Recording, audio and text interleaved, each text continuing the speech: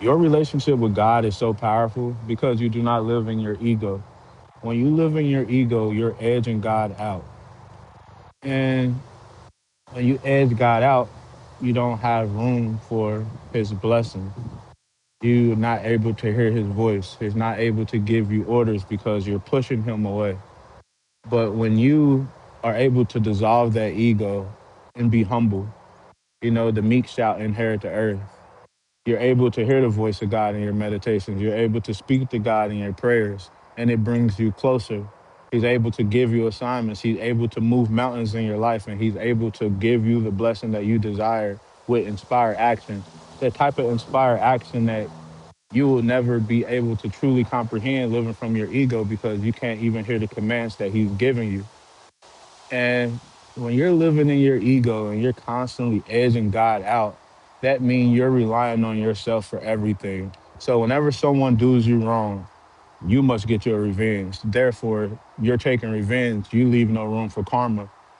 When God tells you to sit down and he's going to handle your battle because you have a relationship with him, you not being in your ego, even though someone did you wrong and you feel like you want revenge, you know that sometimes it's best to let God do it because he doesn't want his chosen ones to get their hands dirty. So he handles it for you because you have that relationship.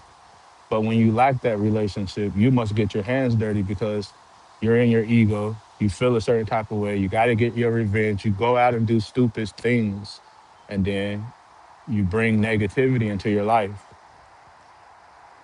It's important to realize that it's hard to build a connection with God when you are living in your ego because ego is edging God out. And the more you edge him out, the harder it is to connect with him. Think of a relationship where your partner is constantly pushing you away. Even if the other person wants to stay, it's hard if I'm being pushed away. You're literally forcing me to leave. And that's what these people that live in their ego do. They force God out, therefore leaving them as an empty vessel.